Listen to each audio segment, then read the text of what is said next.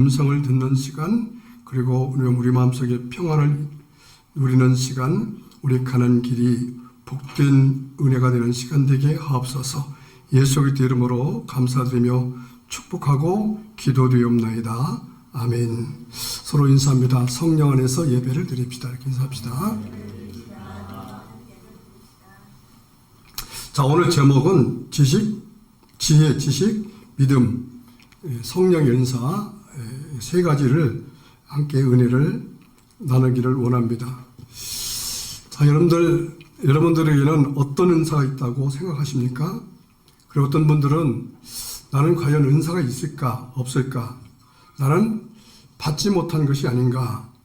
이렇게 생각하실 수 있지만은 사실 은사는 예수를 믿은 분들이라면은 모두가 다 하나님은 은사를 주신 것입니다.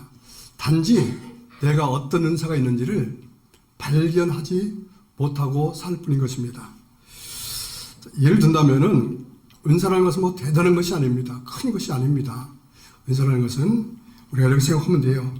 만약에 교회에 휴지 하나가 떨어졌는데 어떤 사람들은 그 휴지를 보지 못하는 사람이 있어요. 근데 어떤 사람은 그 휴지를 보고 그 휴지를 주워서 휴지통에 넣는 사람이 있습니다. 또 어떤 분들은 또 섬기기 위해서 점심시간 되면은 또 식당에 가셔서 열심히 음식을 만들고 봉사하시는 분도 계세요. 그것도 다 은사인 것입니다. 은사라는 것은 꼭 잘하는 것이 아닙니다.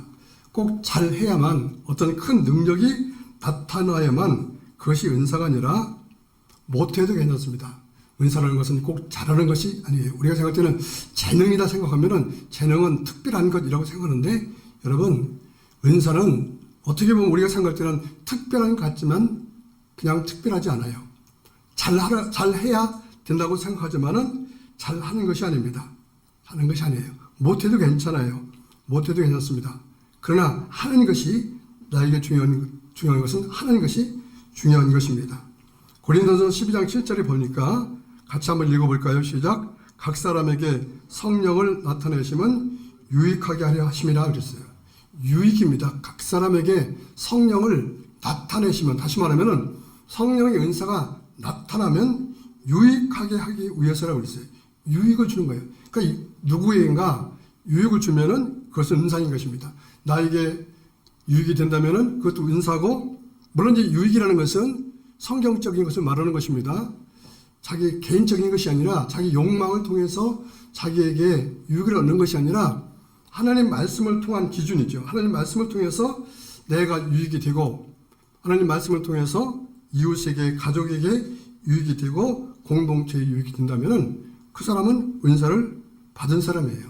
그래서 우리 모두는 어떤 사람이냐? 모두는 다 유익한 사람이다. 다 유익한 사람이에요.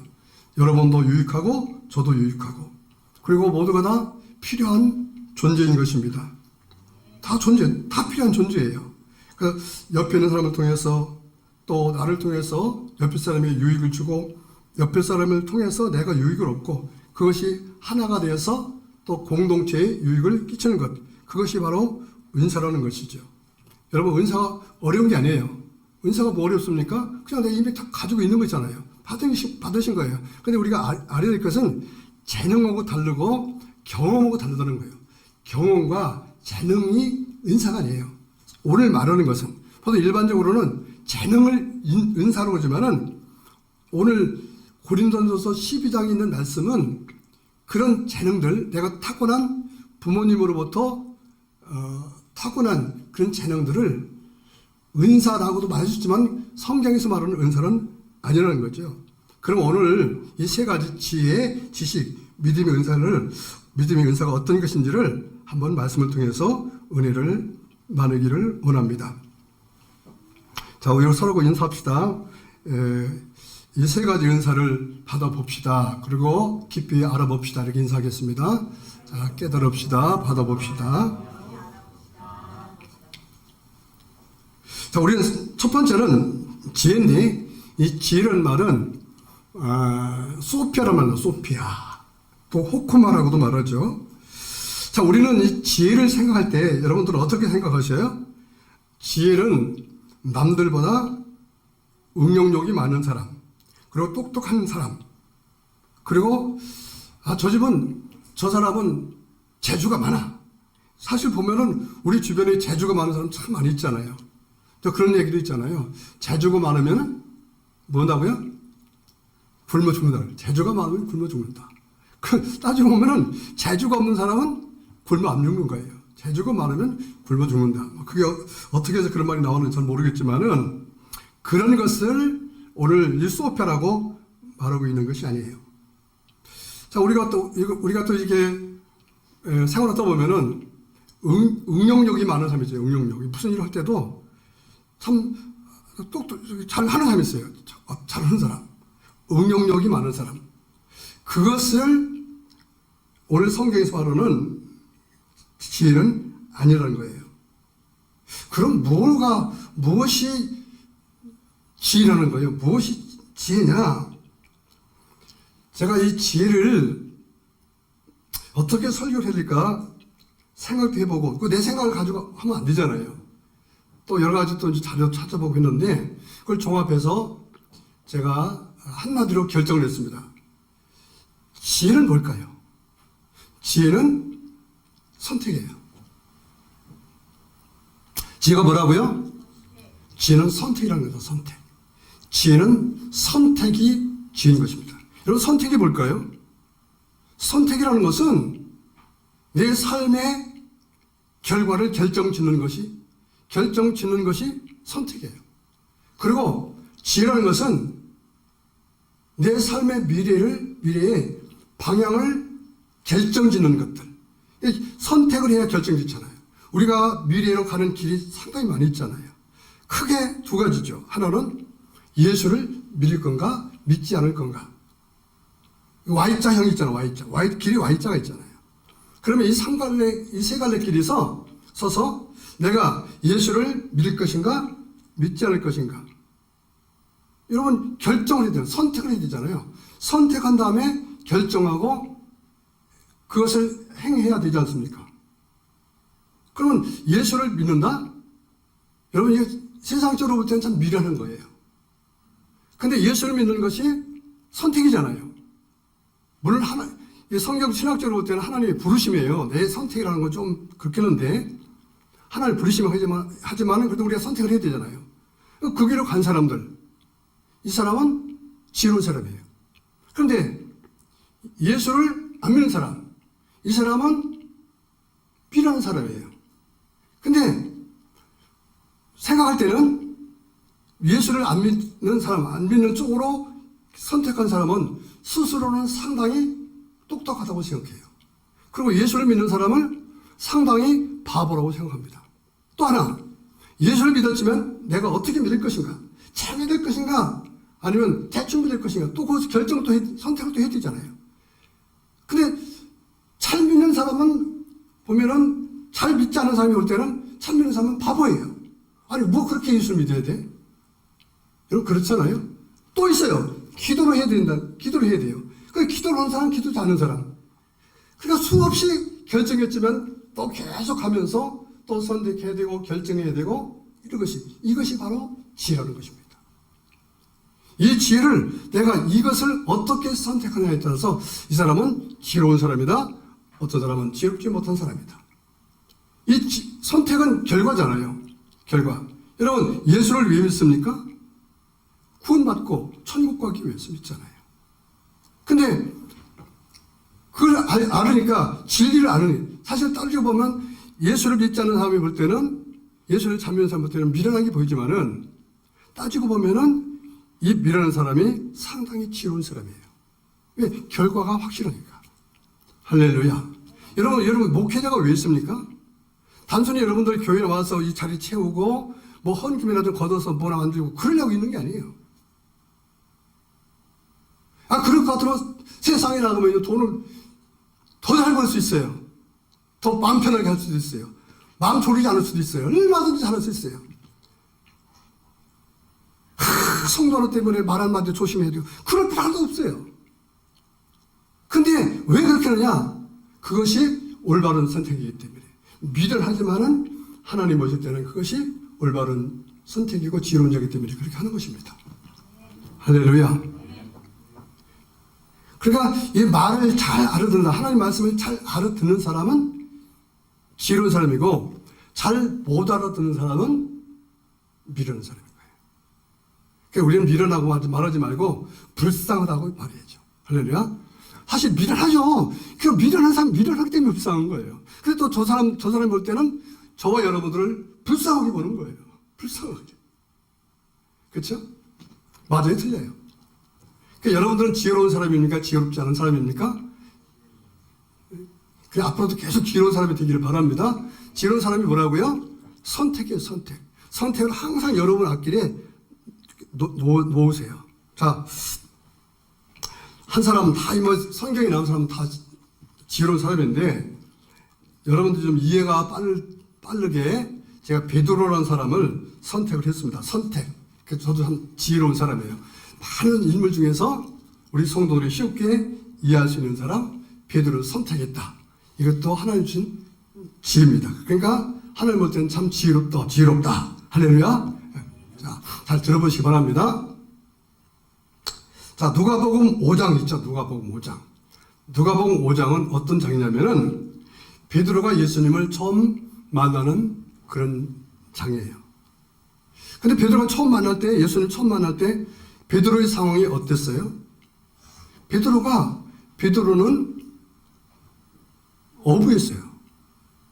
그래서 바다에 나가서 고기를 잡아서 하루하루를 살아가는 그런 사람이었습니다.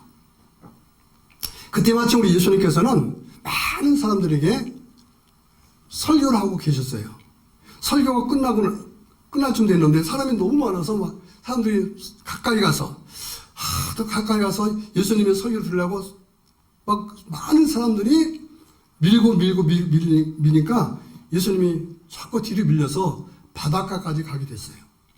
더 이상은 이제 뒤로 물러날 수가 없었어요.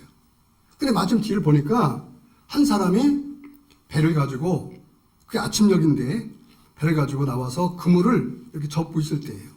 그래서 그 배를 빌려달라고 합니다. 그리고 배를 빌려서 바닷가에서 오늘날로 말하면 갈릴리 호수죠. 호수에서 그 많은 사람에게 설교를 하는 거예요. 설교를 끝난 다음에 베드로에게 선물을 줍니다. 자, 근데 여기서 보면은 참 만남이라는 게 참 중요한 거죠. 많은 사람이 있어요. 많은 설교를 했어요.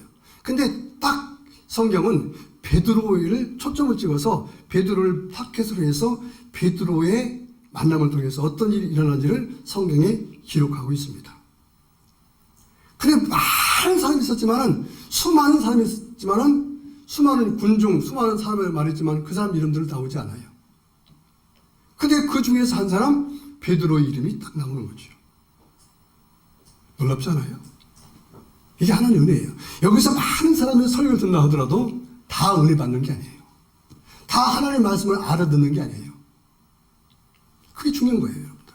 여러분들 수없는 날들을 나와서 예배를 드렸어도 얼마만큼의 날이 여러분들 마음속에 말씀이 들어왔는지를 한번 생각해 봐야 됩니다. 다시 말하면 그 예배를 통해서 하나님을 만났는지를 생각해 봐야 돼요. 많은 날 중에서.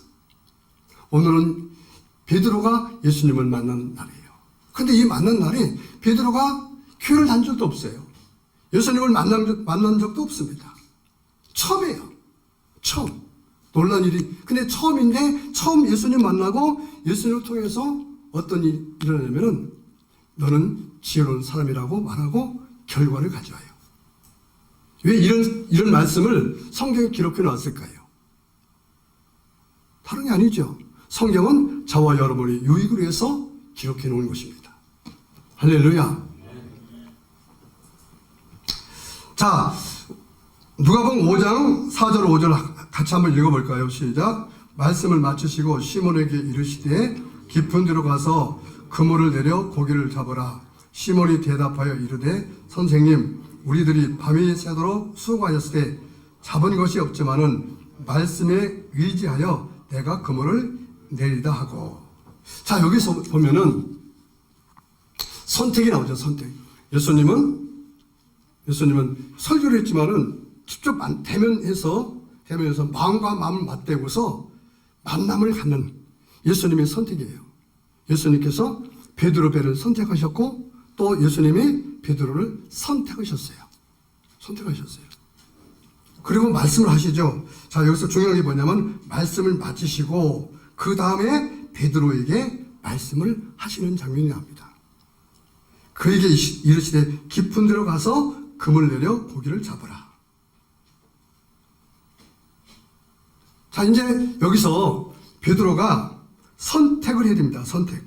말씀대로 할 것인가 하지 말 것인가. 선택이죠. 그렇죠? 그래요, 안 그래요? 여러분의 대답도 여러분 선택이에요. 그래서 선택의 결과는 다릅니다. 선택의 결과는. 이 선택이라는 것은요, 매 순간마다 일어나는 것이 선택이에요. 그것이 미래를 결정하고 내가 하나님 쪽에서 볼 때는 지혜로운 사람인지 미련한 사람인지를 알게 되는 거예요. 근데 이 베드로가 이 말씀을 듣고 깊은 데로 가서 금을 내려 고기를 잡으라고 말씀할 때 이 선택을 해야 되잖아. 깊은 데로 가서 고기를 잡을 것인가 아니면 내 생각대로 할 것인가. 사실 베드로 생각은 어떤 생각을 가져야 되는 거예요? 밤이 맞도록 그물을 내렸지만은 한 마리도 잡지 못했다. 이게 무슨 소리죠? 밤새 그물했다. 자, 그럼 베드로가 어떤 사람인지 알아야 돼요. 베드로는 누굴까요? 베드로는 여러분들입니다. 여러분들은요, 성경보다 여러분들은 여러분들의 경험, 여러분들의 삶의 환경이 더 경험을 많이 했고 그것이 우선적이에요. 베드로도 어부잖아요. 얼마나 경험이 많겠어요? 그리고 그물을 여러분 배를 젓는 것도 배를 타고 나가는 것도 다 재능이거든요. 이게 아무데나 하면 안 됩니다. 포인트가 있고요. 배를 저을 때도 물소리를 많이 낼 것인가 천천히 갈 것인가 이게 그 사람의 노하우예요.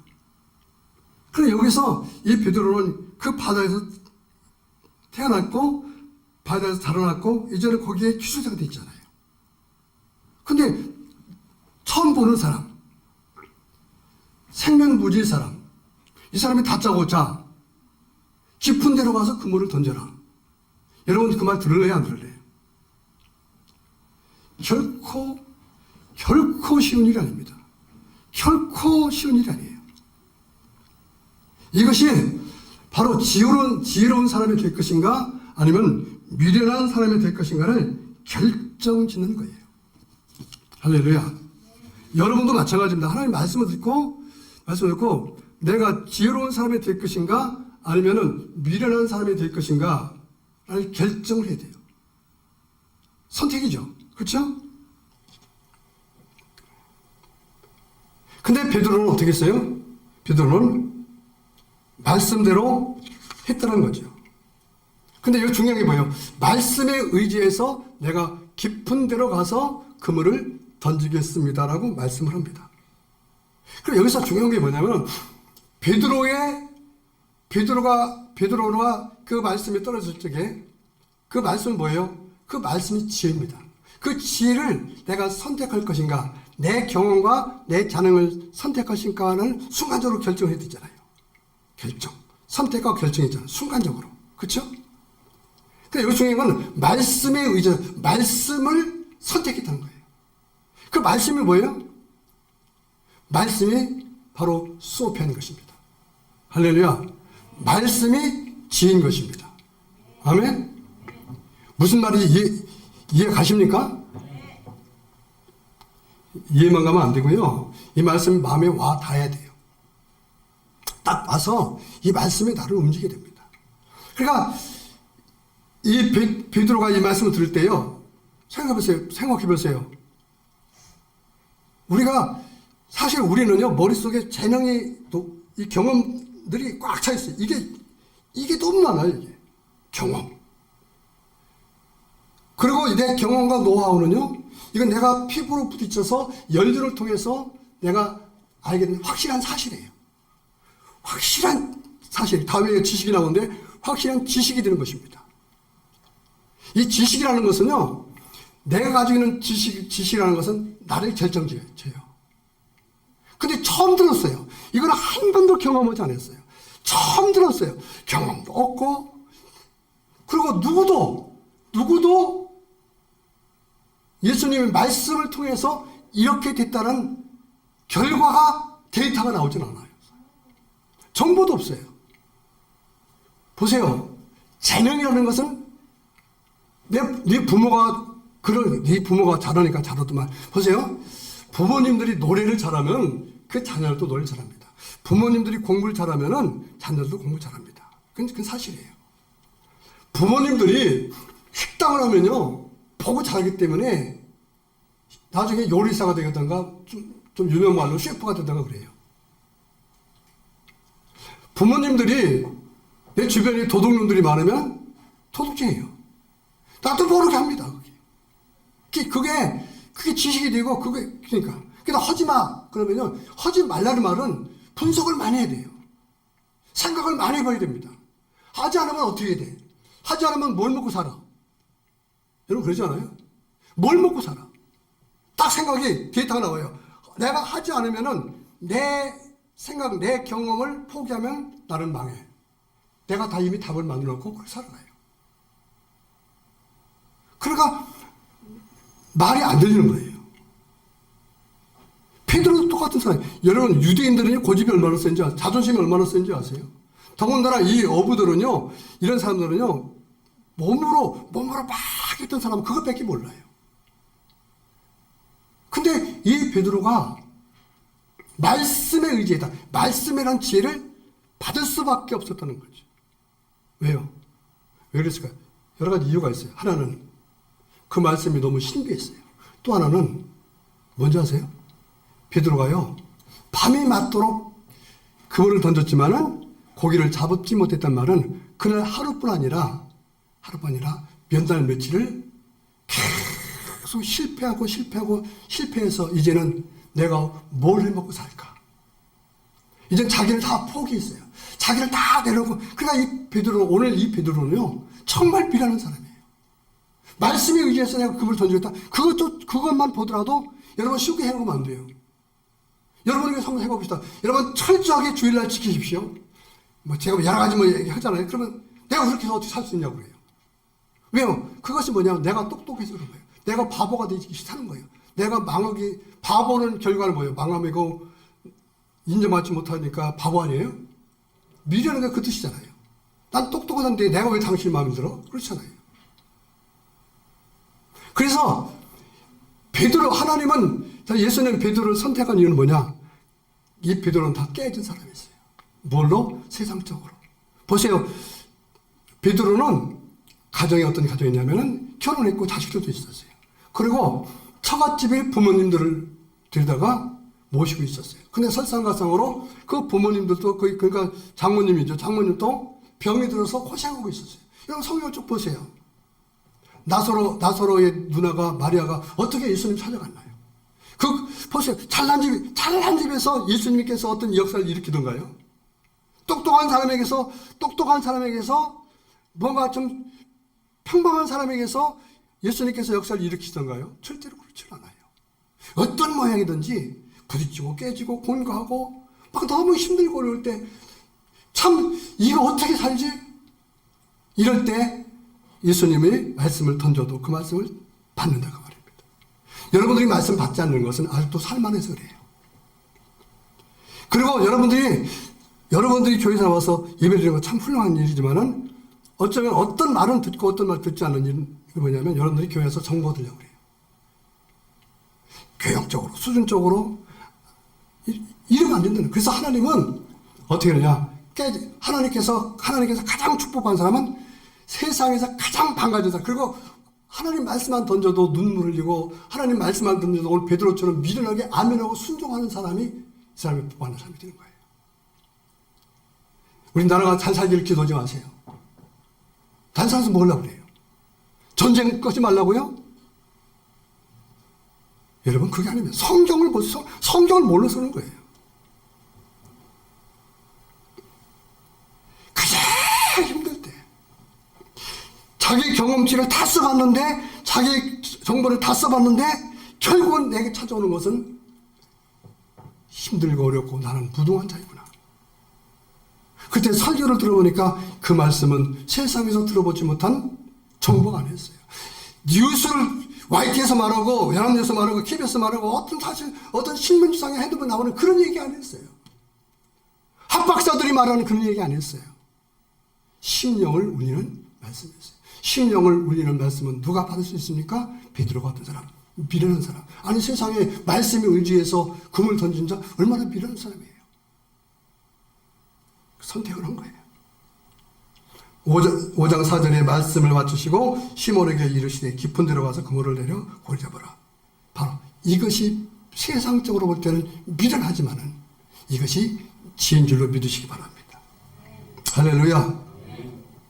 그 지혜라는 것은 이 사람이 경험으로 받는 게 아니라 그랬죠. 지혜라는 것은 순간적으로 받는 거예요. 순간적으로. 할렐루야. 순간적으로 받는 거예요. 근데 보세요. 말씀에 의지해서 그물을 던졌다. 말씀을 누가 주신 거예요? 자, 야고보서 3장 17절 읽어봅니다. 시작. 오직 위로부터 난 것이라고 말합니다. 오직 위로부터 난 것이 지혜다. 우리가 경험해서 학교 가서 배운 것이 지혜가 아니에요. 여러분, 잘 먹고 잘 살고 똑똑한 사람들 봐세요. 얼마나 많은 지혜를 짓는가.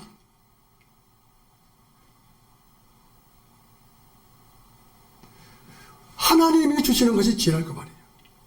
말씀은, 예수님은 하나님이십니다.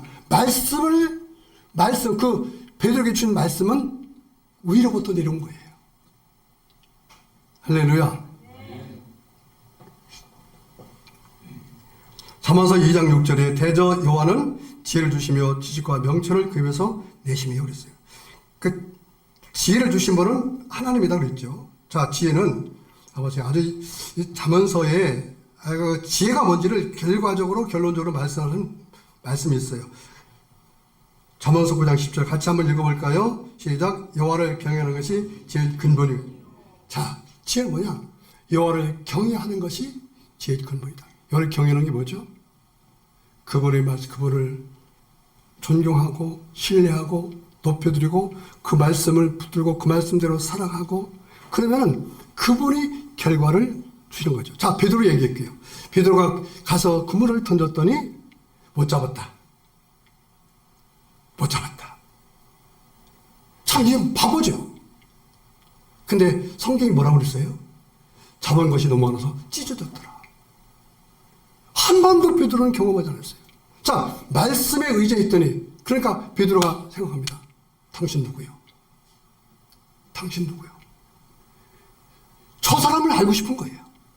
저 사람이 누구예요?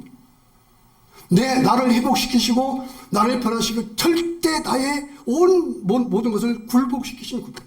누구지? 예수야. 내가 죄인입니다. 내가 당신을 따르겠습니다. 일반적인 재능은 자기 자랑이 되고 자기 유익이 되고 돈이 되지만은 하나님의 유익은 뭐예요? 하나님의 지혜는 하나님을 알게 하는 것이 지혜고, 그 알을 통해서 그분을 전파하는 것. 전파가 미련하고 전도하는 게 미련하고 그랬잖아요. 아, 이제 내가 미련한 삶을 살아야 되겠다. 그게 지혜인 것을 믿으시길 바랍니다. 할렐루야. 두 번째는 지식입니다. 지식은 그노시스라고 그래요. 그노시스. 지식은 돈입니다. 지식은 그 사람의 명예고 그 사람의 수준입니다. 그래서 특별히 이 한국 같은 나라는 참 많이 가르치죠. 대학원, 또 대학원. 그래서 외국에 가서 명문대 가서 공부를 많이 하고. 근데 그것도 중요하죠. 그래서 대단한 문명을 일으키고, 이 한국 같은 나라가 대단하지 않습니까? 학구열이 강해서. 근데 그런 것만큼 이 나라가 마음이 평안해져서 편리성은 있지만은 욕망이 더 강해지고 더 거짓들이 더 많아지고, 세상에 볼 때는요, 저는 이제 오래 살았잖아요. 이렇게 불안한 시대가 없어요. 이렇게 머리가 혼란한 시대가 없어요. 이렇게 악한 시대가 없어요. 이렇게 나쁜 세대가 없어요. 근데 앞으로는 더 나빠질 거예요. 더 좋아질 거예요. AI가 나오고 반도체가 지금은 대단하게 발전되고 대단하잖아요. 근데 우리가 안 따라갈 수는 없잖아요. 그게 성경에서 말하는 그건 바벨탑이고 그 지식을 통해서 나라 1세계는 망하는 것입니다. 지식이 높아지면 망하는 거예요. 왜? 하나님을 안 믿거든요. 예수 안 믿거든요. 그 지식은 하나님이 없어 그렇게 말해요. 뒤 찬양이도 예수님은 없다고 그랬잖아요. 농담에 한 건지 사실인지. 그 예수님이 없으니까 교회가 지금 비어가고 있잖아요. 예수님이 없다고 생각하니까 말씀대로 안 살고 있잖아요. 주례도 안 지키잖아요. 없으니까요. 있어요. 거짓말이에요. 지식이 높아지니까요. 그게 지식이 아닙니다. 그 지식이라는 것은 원어적으로 그 뜻은 암, 이해, 깨달음이라는 거예요.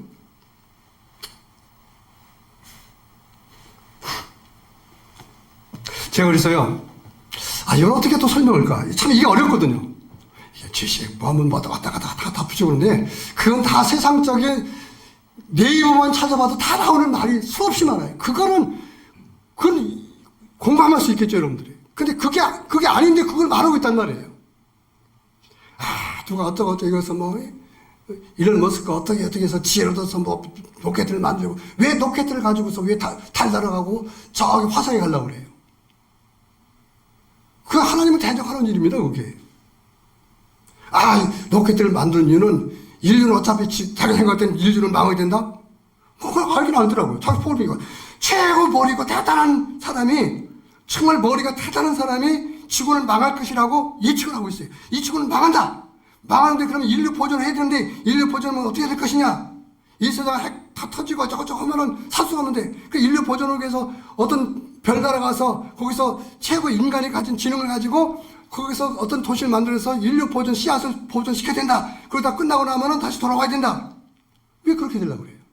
어차피 이 지구가 멸망하는 하나님의 계획입니다. 다시 회복됩니다. 성경에 나왔잖아요. 그 다음 세대가 어떻게 천년왕국이 있고 어떻게 다 나와 있잖아요. 왜 그걸 도전하려고 그래요? 그러니까 이미 바벨탑은 세워진 시대예요.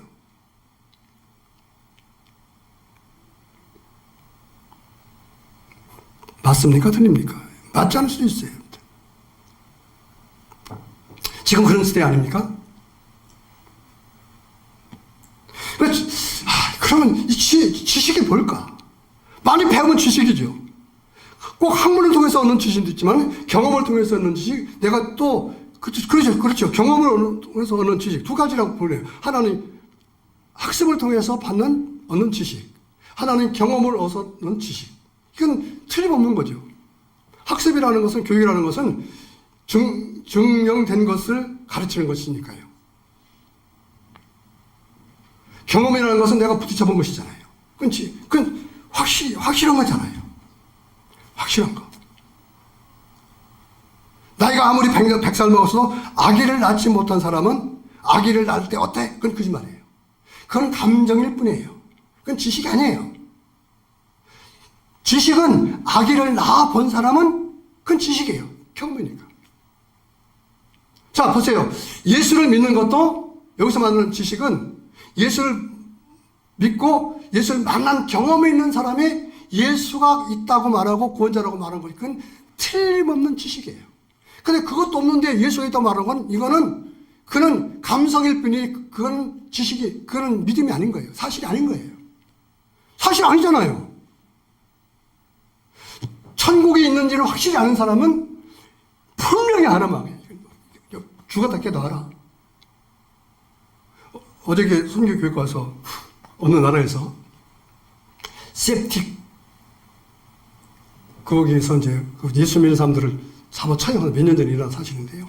21명이 죽이는데, 너 예수를 안 믿는다면 내가 너에게 평생 쓸 돈을 주게 했는데도 나는 예수를 부인할 수 없어. 21명을 칼로 모가지 다 땄어요. 단도로 모가지 다 땄어요. 이 사람은 확실하니까요. 근데 나는 뭐 좋을 것 같아요?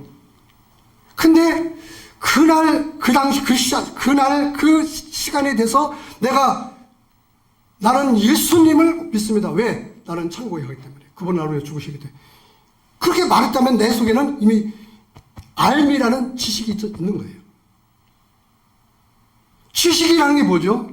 지식은 변함이 없는 확신이고 진리고, 지식이라는 것은 확실하니까 확실하게 믿는 것이 지식인 거예요. 나머지는 감성이에요. 감정이에요. 모르죠? 여러분들도 지금 뭐 그렇게 아닐 것 같지만, 그 당시 그 상황이 되면 여러분도 내 목을 따세요 라고 말할 수 있어요. 요한처럼 말이죠. 사도 바울처럼 말이죠. 그건 모르는 거예요. 어떤 사람은 나는 죽을 수 있어 하지만 그래 가서 왜 죽어야 돼? 나는 좀 더 살아서 하나님 일해야 돼. 누가 죽는 것이 하나님 일인데 왜 더 살라고 그래?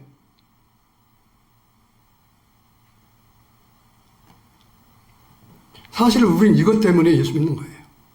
왜? 죽은 다음에 천국에 있잖아요. 그분의 은혜가 또 다른 생명이 있잖아요. 내 안에 이 생명이 아니라 또 다른 생명이 있잖아요. 할렐루야.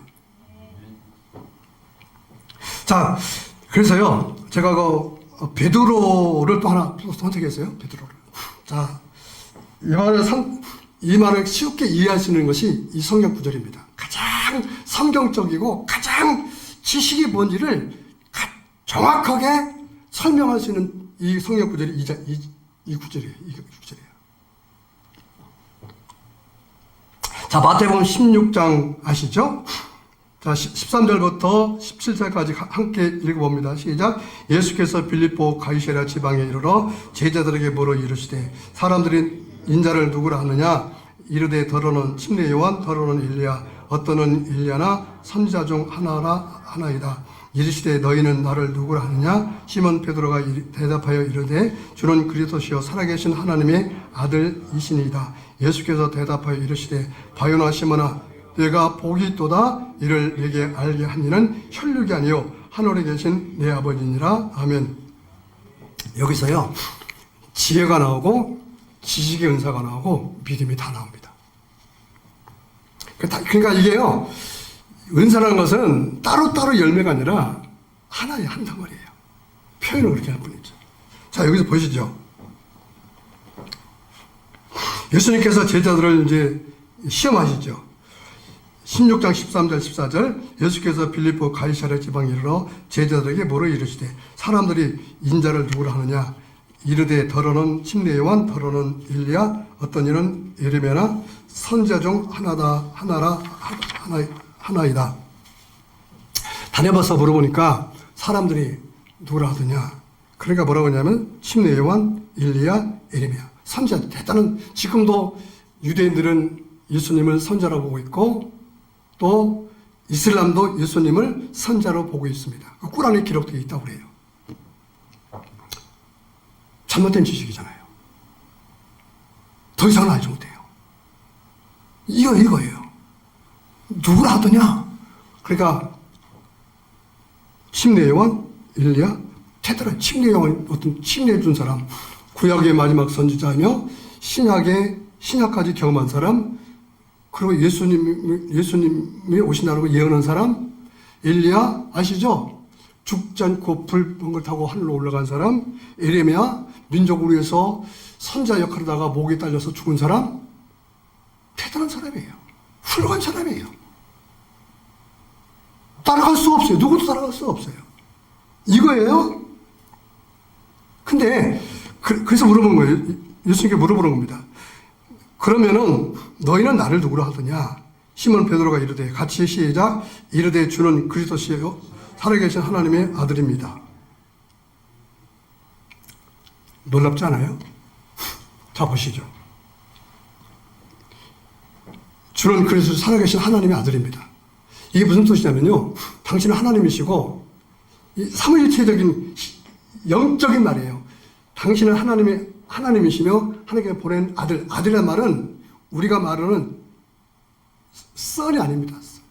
그게 아니라 하나님께 영적으로 보낸 육신을 가지고 보낸 메시아, 하나님의 아들. 그러니까 이제 아들이란 말은 하나님과 같단 말이에요. 당신은 하나님이십니다. 근데 당신은 우리를 구원하시기 위해서 오신 분입니다. 그랬어요. 자, 그러면은 베드로가 이것을 어떻게 알았을까요? 자기 경험으로 알았을까요? 아니에요. 많이 배워서 알았나요? 아니에요. 그래서 그것을 이제 예수님께서 말씀하시고, 네가 그것을 알게 하는 것은 바로 이거라는 거예요. 17절 읽어보시죠. 시작. 예수께서 대답하여 이르시되 바요나 시몬아 내가 복이 있도다. 이를 내게 알게 한 이는 혈육이 아니요 하늘에 계신 내 아버지시니라. 누가 알겠다고 그랬어요? 다시 말하면 이 말입니다. 성령님께서 알게 하셨다. 네가 똑똑한 게 아니야. 네가 대단한 게 아니야. 이걸 어떻게 알 수 있냐는 거예요. 어떻게. 여러분들이 진정으로 예수님을 하나님이 아니라고 진짜 믿는다면 여러분들이 어떻게 그거를 고백할 수 있냐는 거예요. 학교에서 배웠어요? 여러분들이 똑똑해서 배웠어요? 뭐예요 도대체? 근데 근데 순간적으로 너희는 나를 누구로 아냐? 야, 내가 너 시험 볼 거야. 앞으로 내가 이런 예상 문제를 주고 이렇게 대답해 라고 말한 것도 아니에요. 근데 순간적으로 뭐래? 너희는 그럼 날 누구로 했냐? 당연하게 베드로도 그렇고요. 똑같이 세례 요한 아니면은 일리야, 이레미야 뭐 다 갖다 붙일 수도 있겠죠. 뭐. 이 정도에 되는데 당신은 그리스도시여 살아계신 하나님의 아들입니다. 이게요 놀라운 얘기거든요. 예언 말씀이 아닙니다. 그때 이 성경이 없었잖아요. 여러분들이 외워서 말하잖아요. 이게 뭐냐? 성령께서 주시는 은혜예요. 순간적으로 베드로의 마음속에 성령이면서 그렇게 고백하게 만든 겁니다. 이게 믿음의 은사예요. 지식의 은사예요. 할렐루야. 이게 지식의 은사입니다. 고린도서 12장 3절에 그러므로 내가 너희에게 알리노니 하나님이 영으로 말하는 자는 누구든지 예수를 저주할 자라 하지 아니하고 또 성령으로 아니하고는 누구든지 예수를 주시라 할 수 없느니라. 여러분들 예수님을 나의 구세주라고 좀 마음으로 믿고 입으로 시인하고 있다면은 여러분들의 선택이 아니고 여러분 지식이 아니라 지식이라는 것은 경험이라는 것은 내가 사실 천국에도 왔다 가봐야 되는 거 아니겠어요? 근데 우리가 고백했다는 것은 성령께서 은사를 주셔서 고백하도록 한 거예요. 할렐루야. 여러분 정말 예수님을 그리스도시에 살아계신 하나님의 아들을 믿으십니까?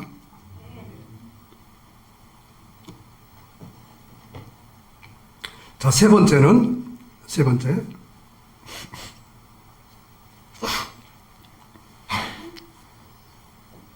믿음의 은사입니다. 믿음의 은사.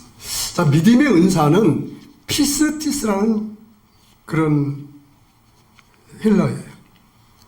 자, 믿음이라는 말은 신뢰하다, 확신하다, 의지하다 이런 것을 말하는 겁니다. 근데 여러분들 이 믿음이라는 것은 똑같이 믿음이라는 것은요, 대개 믿음은 어떻게 생기죠? 뭐에 의해서 생깁니까? 믿음은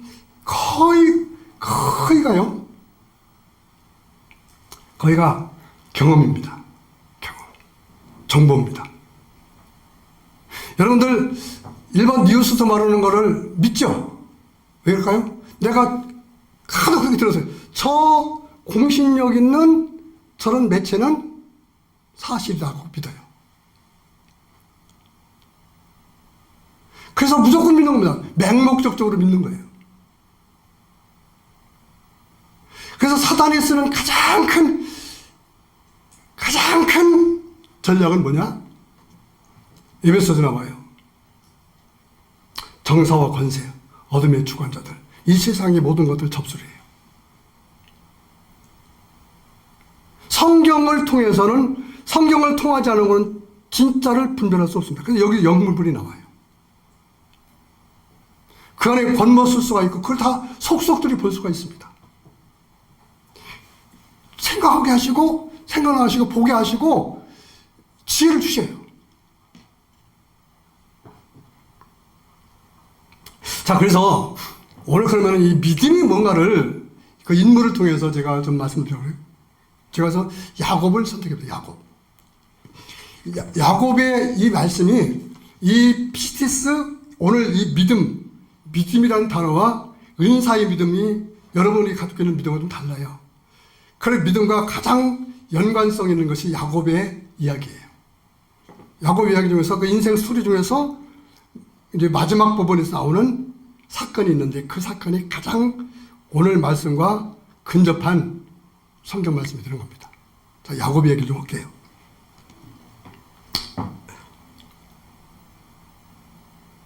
무슨 말인지 가셔요? 네?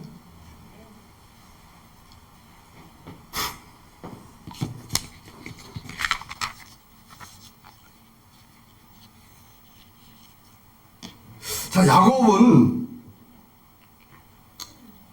누구의 아들이죠? 나도 가끔 잊어버려요. 누구 아들이죠? 야곱이 누구의 아들이에요?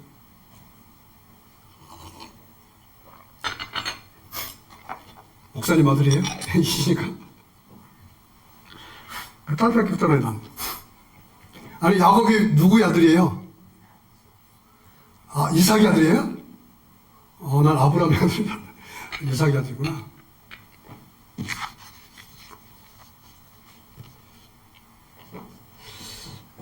야곱이 도망가죠? 왜 도망가죠? 왜 도망가요? 육신으로 가득 차 도망가는 거예요. 거짓말 했잖아요. 남의 걸 뺏었어요. 그 형이 누구죠? 예서죠? 도망가요. 도망가서 금방 올 줄 알았어요. 어디로 도망갑니까? 예갓집으로 도망가요. 예갓집. 예갓집으로 도망가요? 도망가는 거리가 서울서 부산까지가 몇 킬로죠? 약 400킬로죠?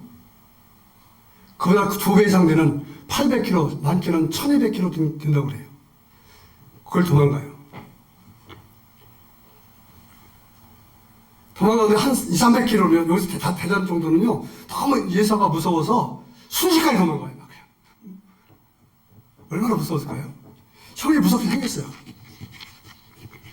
엊그저께 왔던 우리 어떤 분이 자기 언니가 그렇게 무서웠대요. 너무 그렇게 생겼던데 그때 무서웠대요. 그래서 어릴 때부터 말 안 들으면 발이 먼저 올랐대. 그래서 지금도 언니가 무섭대. 언니가 무섭대. 그래서 언니는 무서워야 되네 그랬어요. 내가 장남이잖아요. 장남을 무섭게 생각해야지. 그죠? 어른을 무섭게 생각해야지. 그게 경애입니다. 경애.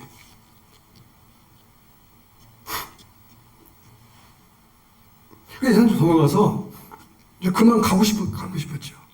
가서 거기서 14년 동안을 있게 돼요. 자, 창세기 31장 41절 내가 외삼촌의 집에 거한 것이 20년이라 그러는데 20년인데 그중에서 14년을 있게 되는 이유는 결혼이에요. 동생을 사랑했는데 외삼촌 라반이 큰 언니를 줘요. 그리고 둘째를 갖고 싶으면 나이를 갖고 싶으면 7년을 더 봉사하라고 해서 7년을 더 봉사 14년이 돼요.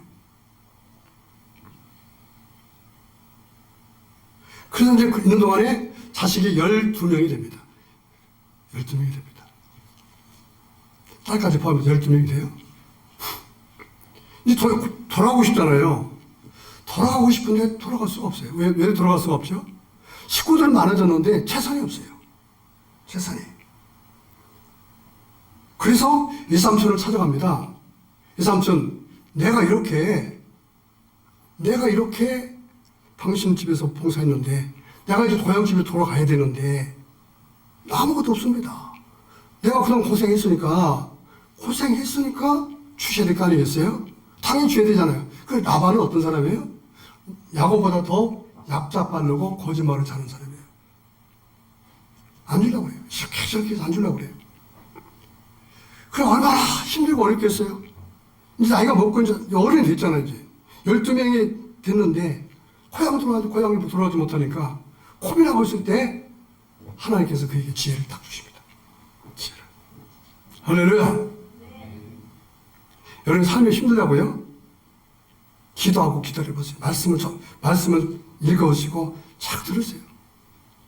권고하게 내가 무언가를 책임지려고 하고요. 그럴 때 하나님을 향해서 눈을 드시고 두 손 드세요. 아직도 여러분 살아있어서 내 지혜를 생각하고 여러분의 경험을 생각한다면은 여러분의 경험은 소망을 있겠죠. 아, 그럼 될 것 같아. 근데 아무리 생각해도 여러분들은 지혜를 다 써먹고 총량도 어떤 것 소망도 다 써먹었습니다. 이제는 더 이상 없어요. 이제 여러분들 가질 아무것도 없어요. 이제. 생각하면 생각할수록 뭐가 나오느냐? 절망만 나오고 해도 안 되는 거예요.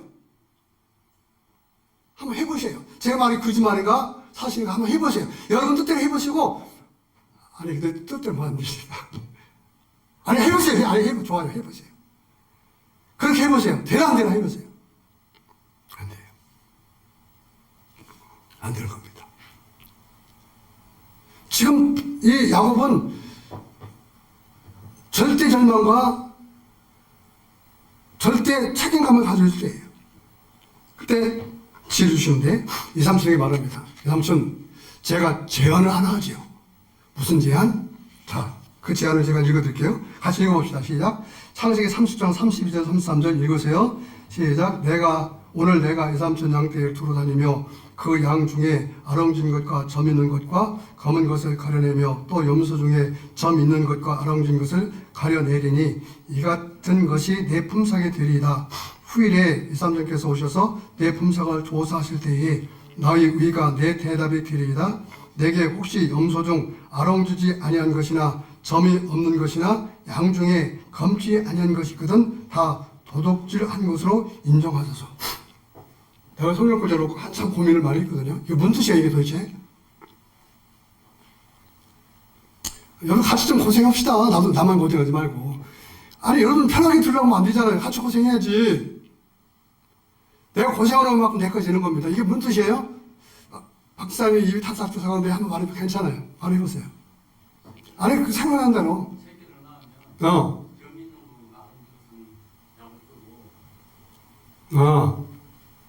대충 이제 결과를 말씀하셨네. 다녀보니까 사실 그 야곱을 부려먹어서 그 집이 번성한 부자가 된 거거든요. 그런 얘기도 해요. 사실은 내가 여기 와서 있는 동안에 당신 집에 참 많이 없었는데 이렇게 많이 생겼다. 그러니까 라반도 그러는 거예요. 참 그랬다 조카야 그랬다. 참 말을 얼마나 잘하는지 몰라요. 근데 그 속은 뭐예요? 그 속은 약탈과 거짓.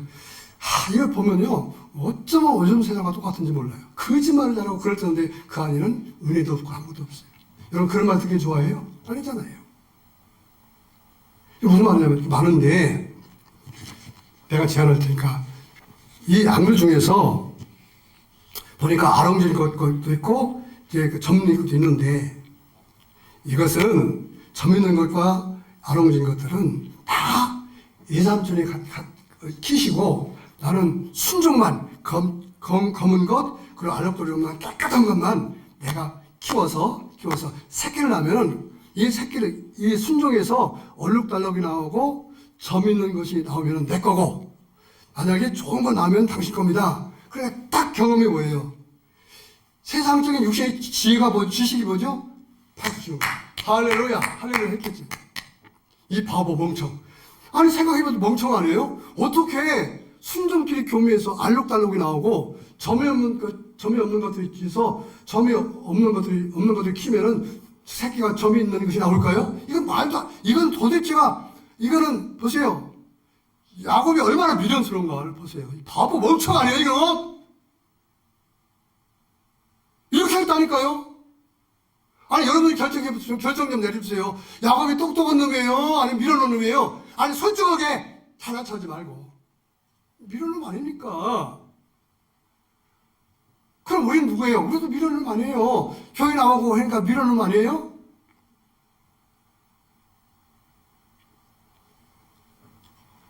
한번 좀 생각해 보세요.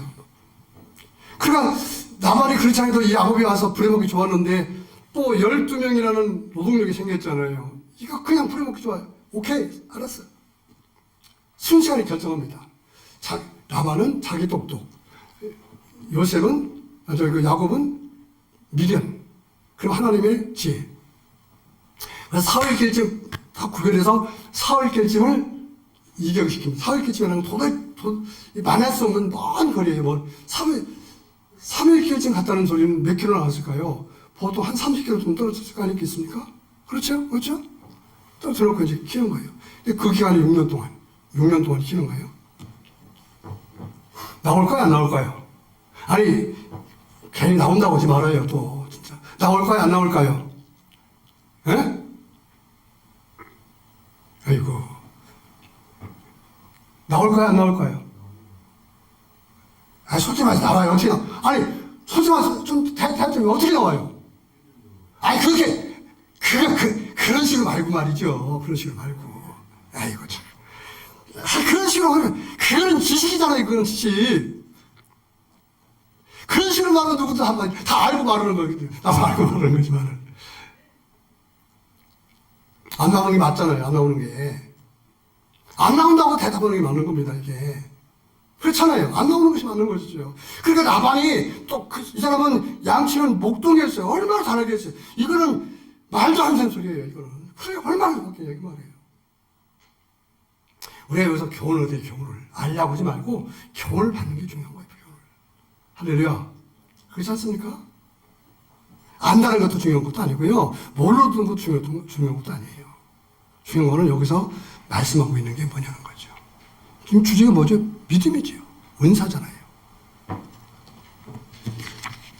야곱은 지금 미란적하고 있는 거예요. 이건 말도 안 되는 짓 하고 있는 거예요. 이제는요, 뭐라고 했냐면은, 혹시라도 여기서 점 있는 것들라도 하나도 나오면 내가 당신 것을 도둑질다. 이런 도둑질이 있다는 말은 무슨 소리냐면은 평생 노예가 되고 손목을 자르는 거예요. 너는 조카가 아니라 이제는 종이야. 라반을 얼마든지 종으로 삼을 수 있어요. 보세요. 누가 우리를 속일 것 같아요? 멀리 있는 사람? 아니에요. 여러분 가장 가까운 사람. 여러분이 야곱처럼 생명줄을 쥐고 있는 사람이 여러분들을 부려먹고 여러분의 삶을 노략지르고 있는 거예요. 여러분 지금 무엇에 지금 달려 있습니까? 만약에 여러분 성경에 나와서 얼룩다는 거 나와서 이제 야곱까지 되지만은 우리 알고 있지만은 만약에 이것이 없다고 하면 여러분들 우리는 고민을 해야 될 거 아니에요. 지금 우리가 그렇게 살고 있잖아요. 어떻게 검은 것끼리 교미하면 얼룩덜룩이 나올 수 있겠냐고. 그러니까 나는 이렇게 살겠다고 그러잖아요. 그 결과는 뭐예요? 그렇게 해서 하루 벌어서 더 많은 걸 얻을지 모르지만 그 다음에는 무엇을 가질 수 있냐는 거예요. 지금 그걸 말하려고 하는 거잖아요. 그렇죠? 죽음을 각오한 거고요. 이건 평생 종이 된다는 소리거든요. 근데 이 야곱은 히브리서 11장 1절 읽어볼까요? 시작. 믿음은 바라는 것들이 실상이요 보이지 않는 것들이 증거가 있잖아요. 이 말씀을 그 당시에 없었지만은 이 믿음을 은사를 받은 거예요. 순식간에 믿음이 은사가 온 거예요. 믿음의 은사가 순식간에. 이 지혜도 알록달린 것을 가려내서 효자하고 있는데 그것도 하나님께 준 지혜예요. 이게 생각해보면 가능성이 없는 건데 그게 믿어지는 거예요. 하나님 말씀이 믿어지는 거예요. 베드로처럼 믿어지는 거예요. 그게 종이 될지라도 죽을지라도 믿음이 은사가 오니까 이게 막 가슴이 뜨거워지고 사실적 이건 확실한 사실이야. 내 경험도 막 없어져. 데이터도 없어져. 다 막 그냥 리셋해서 아무것도 없어. 근데 그 말씀이 들어오니까 그것만 막 살아있어. 확실한 거야. 이게 믿음의 은사예요.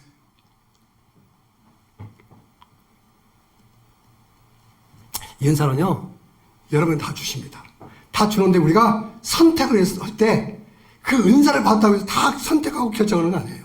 그 은사를 줄 때 그걸 우리가 무시하고 살기 때문에 은사가 나타나지 않는 거예요. 근데 어느 때는 그게 있었기 때문에 하나님께 영광을 돌리는 일도 있었던 거예요. 할렐루야.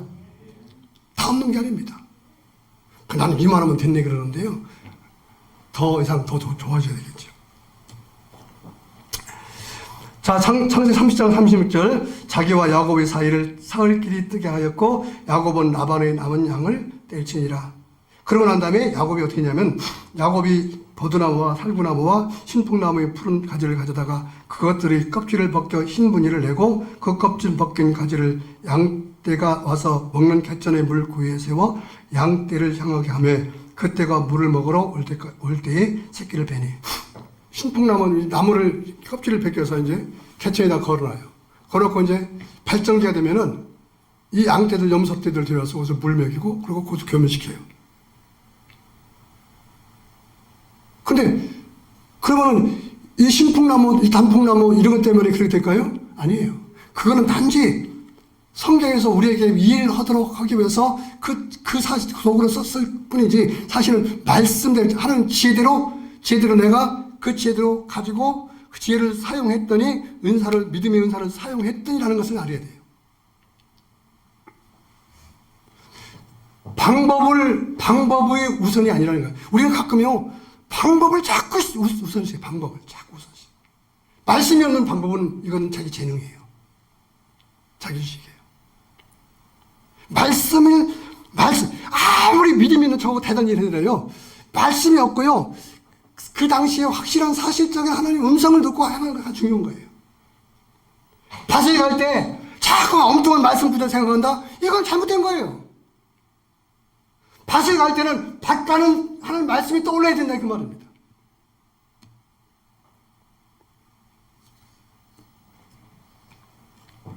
자, 그렇게 했더니 여러분들 설교를 많이 들어서 이제 낳았다는데 낳았어요.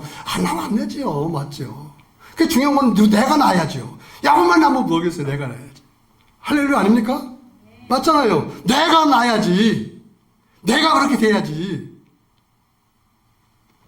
낳았단 말이에요. 가지 앞에 새끼를 뱀으로 얼룩덜룩한 저미는 것과 아름다운 것을 낳은지라. 그렇게 했더니 30장 43절에 이에 그 사람이 매우 번창하여 양떼와 노비와 낙타와 나귀를 팔았더라.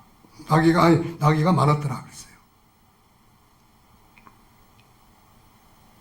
이 시간에 6년이 됐다 그랬죠.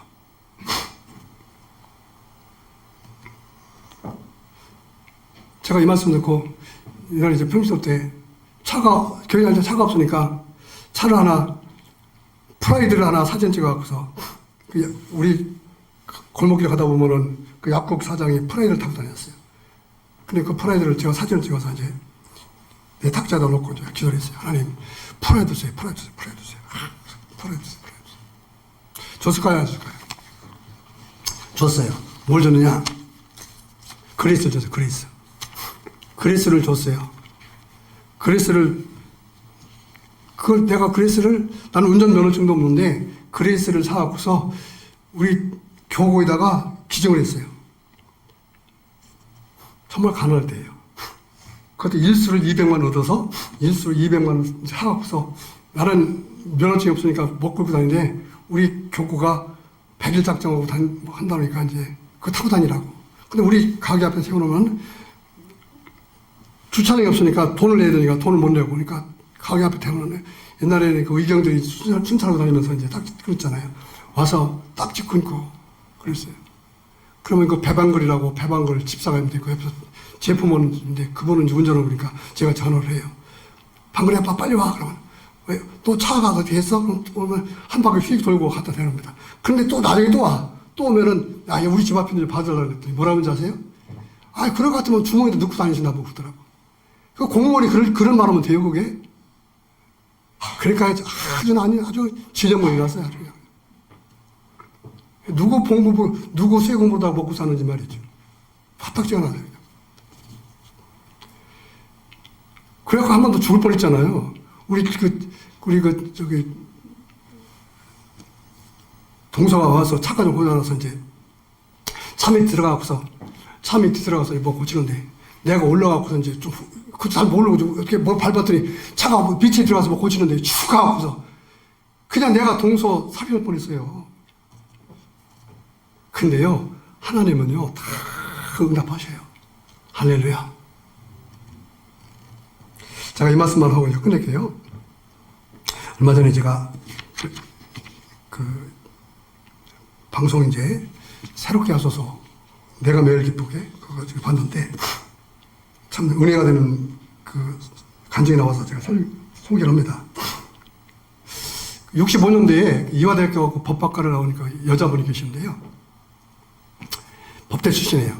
근데 이분이 이제 결혼을 했는데 지방 건설 하는 그 집으로 시집을 가요.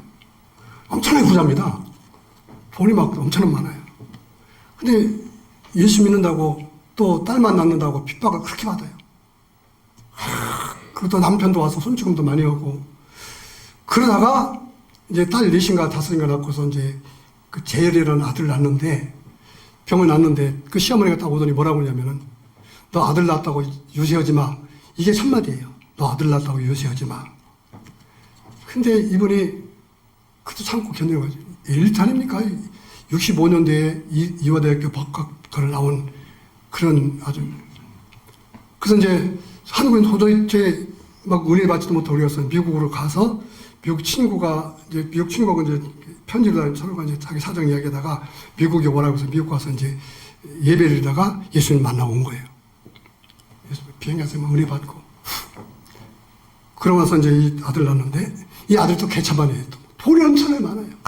막 중학교 때 중학교 2학년 3학년 때인가 자기 엄마 차 훔쳐갖고서 다니면서 사고 내고 뭐 마약하고 술 먹고 또 태국에 도망가서 PC방도 하고 그러다 돈 다 까먹었는데 나중에는 자기 아빠한테 자기 친구들하고 짜서 이제 돈 아빠한테 뜯어내려고 지금 이 마피아한테 이 깡패들한테 이 아들이 붙잡혀서 지금 붙잡혀갖고 있는데 돈 얼마 가져지 않으면 죽인다고 한다.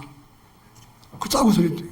그러니까 이제 그 아버지가 돈이 많으니까 이제 보낸 거예요. 보내니까 이제 그래서 경찰서장하고 짜갖고 한국 경찰서장, 태국 경찰서.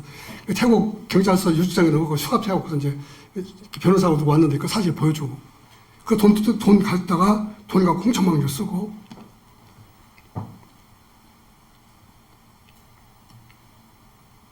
그러다가 다 망했어요.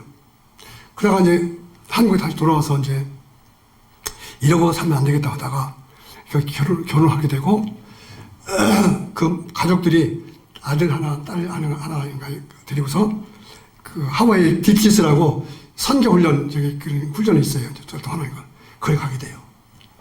거기 가면은 조그만 방에서 먹고 자고 다 해야 되고 하루 종일 예배, 하루 종일 성기 봉사 또 다니면서 또 노동하고 그러다가 거기서 많이 깨진 거예요. 근데 어느 날 누군가 이 사람 백인같이 이상한 외국인이 와서 뭐라고 하냐면은 내가 지나가다 너를 보니까 하나님께서 이런 말을 하라고 한다. 너 앞으로 세계에 그 사업가 미션 선교사가 될 것이고 홍콩 쪽에 연결돼서 하나님께서 너 크게 쓰실 거다. 근데 아무리 생각해도 자기는 돈도 없고 자기는 믿음도 없는데 그건 말도 안 되는 소리, 말 같지 않은 소리를 듣게 된 거예요. 근데 또 나중에 또 이렇게 또 모임 그룹 갔다가 또 그런 얘기를 또 듣게 되고 그렇게 하는 거 똑같은 얘기 듣게 된 거예요. 그러다가 자기가 이제 한국 돌아와서 자기도 모르게 어떻게 되다 보니까 사업을 하게 됐어요. 그 사업이 뭐냐면은 자동차 세차 브랜드 뭐 하고 한다고 그래요. 거기서는 밝히지 않았는데 일부 찾아보니까 대형 INC 대표고 자동차 세차 브랜드 마포라 총판에서요. 세계 17개의 지금 그 지부를 갖게 되고요. 지금 엄청난 일을 하고 세계 선교를 감당하고 있답니다. 그럼 부자니까 자기 아빠돈 하나도 받지 않고 순전히 내가 변화돼서 은사 받고 누군가가 예언하는 말씀 듣고 그 말씀을 딱 붙고 자꾸만 생각이 나더라는 거예요. 믿으면 확실하게 그 믿음이 오는 거예요. 막 그렇게 될까지 믿음이 자꾸 오는 거예요.